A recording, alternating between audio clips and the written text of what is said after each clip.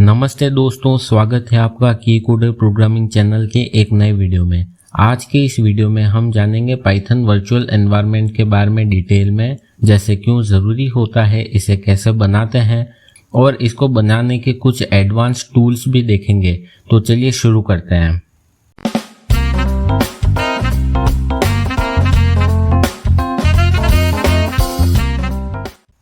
सबसे पहले virtual environment को समझते हैं और देखते हैं कि इसकी ज़रूरत क्यों पड़ती है। इसे एक रियल लाइफ प्रोग्रामिंग एग्जांपल से समझते हैं।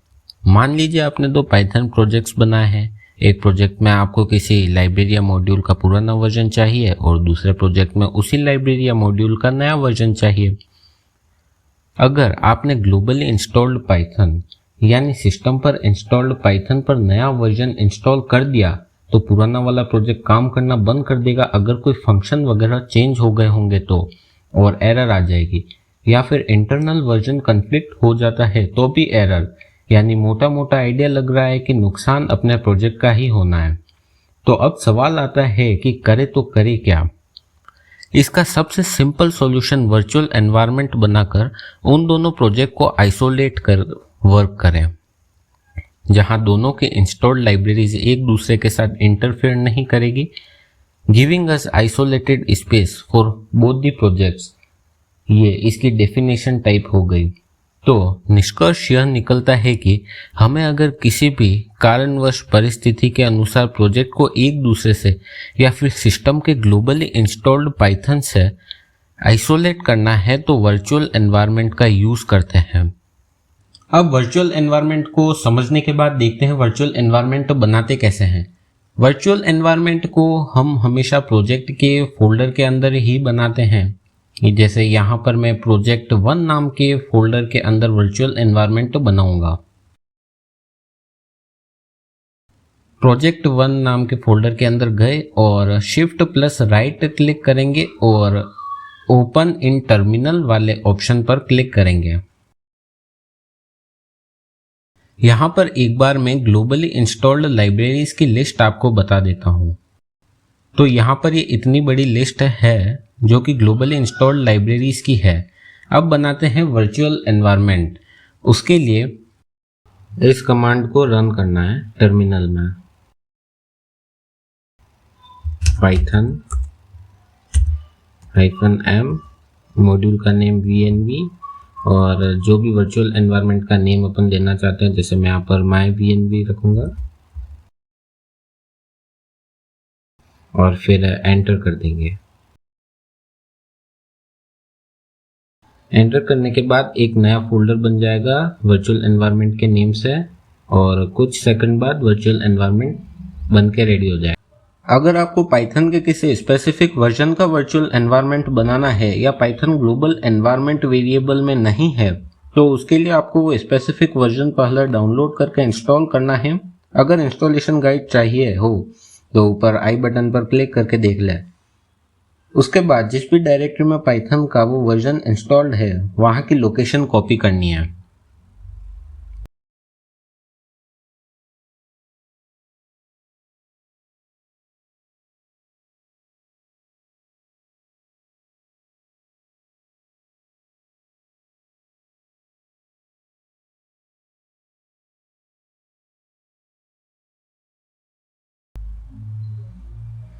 कॉपी करने के बाद वो लोकेशन टर्मिनल में पेस्ट कर दें।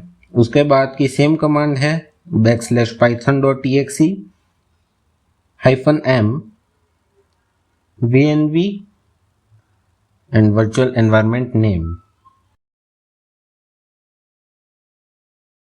नेक्स्ट वर्चुअल एनवायरनमेंट को एक्टिवेट करने के लिए लिनक्स या मैक में कमांड है source virtual environment name /bin/activate, और विंडोज़ में है अगर आप तो विंडोज़ के लिए virtual environment name \scripts/activate। Virtual environment activate होते ही आपके टर्मिनल में ब्रैकेट्स में वर्चुअल एनवायरनमेंट का नेम दिखेगा। अब आप जो भी लाइब्रेरीज इंस्टॉल करेंगे वो इस वर्चुअल एनवायरनमेंट के अंदर ही इंस्टॉल होगी। जैसे एग्जाम्पल के लिए यहाँ पर numpy को इंस्टॉल करते हैं। एंटर करने पर numpy की इंस्टॉलेशन स्टार्ट हो गई है।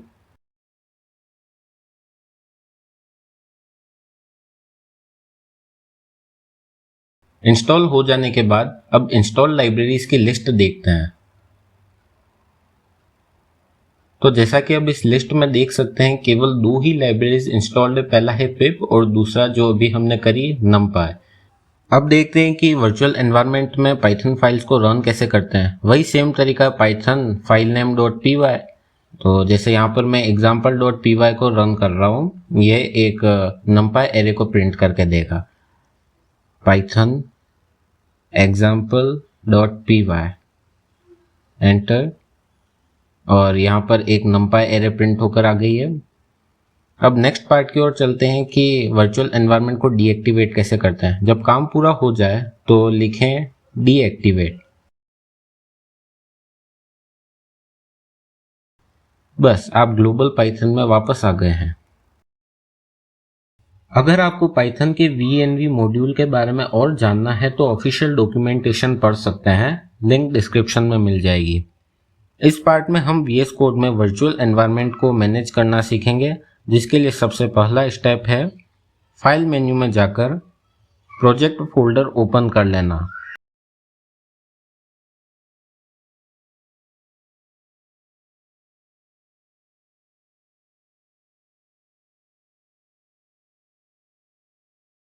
उसके बाद कंट्रोल शिफ्ट पी प्रेस करेंगे। प्रोजेक्ट वाले फोल्डर में ध्यान रखना है कि एक ही एनवायरनमेंट बनाओ। तो यहाँ पर ऑलरेडी एनवायरनमेंट बना हुआ है, अगर नहीं होता तो मैं पाइथन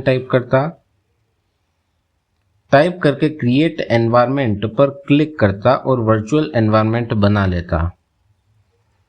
बने हुए एनवायरनमेंट के लिए मैं सेलेक्ट इंटरप्रेटर पर क्लिक करूंगा और यहाँ पर शो हो रहे वर्चुअल एनवायरनमेंट के अंदर वाला इंटरप्रेटर सेलेक्ट कर लूंगा।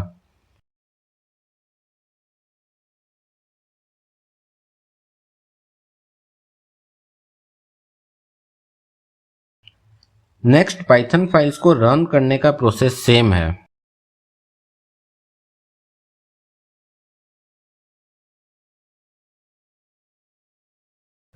अब तक हमने वर्चुअल एनवायरनमेंट बनाने के स्टैंडर्ड मेथड देखे, लेकिन पाइथन में और भी ऑप्शंस होते हैं जो ज़्यादा कंट्रोल देते हैं। चलिए देखते हैं कुछ अदर ऑप्शंस। अब देखते हैं कि अगर आपको पाइथन स्क्रिप्ट से वर्चुअल एनवायरनमेंट बनाना है तो वो कैसे बनाते हैं। उसके लिए सबसे पहले VENV मॉड्यूल को इंपोर्ट करेंगे। इंपोर्ट करने के बाद VENV डॉट क्रिएट और फिर वर्चुअल एनवायरनमेंट की लोकेशन और फिर उसका नेम। तो यहाँ पर मैं इसी फोल्डर में वर्चुअल एनवायरनमेंट बनाऊंगा। तो वर्चुअल एनवायरनमेंट का नेम VENV, और अगर पिप के साथ वर्चुअल एनवायरनमेंट बनाना है तो उसके लिए विथ पिप इक्वल्स टू 2। यहाँ पर ऑलरेडी एक वर्चुअल एनवायरनमेंट बना हुआ है तो सबसे पहले उसको डिलीट करते हैं। अब इस स्क्रिप्ट को रन करते हैं।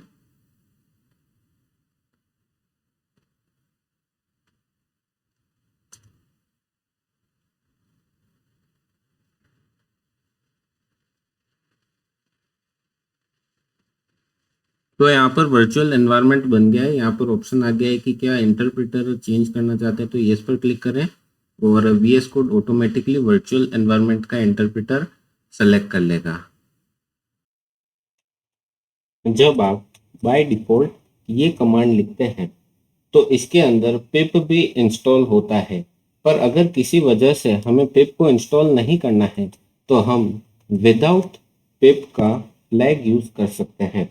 इससे एक मिनिमल एनवायरनमेंट बनेगा जिसमें पिप इंस्टॉल नहीं होगा। ये उन सिनेरियोज में यूजफुल होता है जहां आप ऑफलाइन काम कर रहे हैं या फिर मैन्युअली पैकेज मैनेज करना चाहते हो। अब बात करते हैं पुराने पाइथन वर्जन्स की जिसके अंदर VENV मॉड्यूल नहीं होता। तो उसके लिए आपको वर्चुअल ENV नाम का एक टूल इंस्टॉल करना पड़ेगा। उसके लिए पिप इंस्टॉल वर्चुअल ENV करके एंटर करेंगे और वर्चुअल ENV टूल इंस्टॉल हो जाएगा।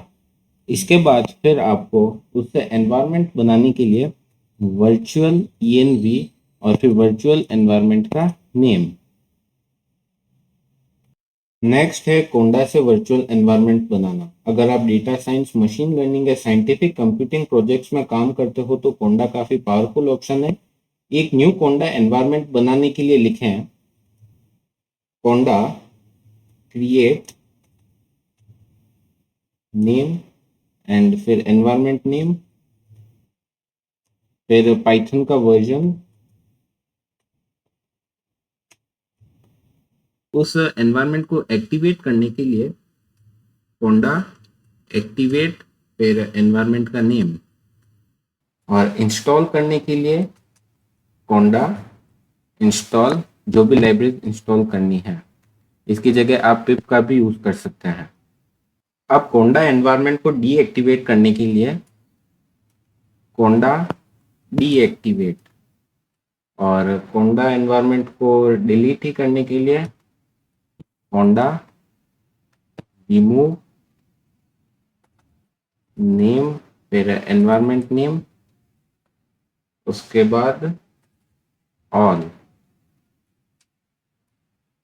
तो दोस्तों यह थे कुछ और पावरफुल तरीके वर्चुअल एनवायरनमेंट को और प्रोफेशनल तरीके से मैनेज करने के लिए। आपको कौन सा environment tool VNV, virtual ENV, कोंडा या पिप ENV पसंद है, कमेंट में ज़रूर बताएं। वीडियो के अंत में कहना चाहूँगा कि वर्चुअल एनवायरनमेंट पाइथन में बहुत ही ज़रूरी टूल है।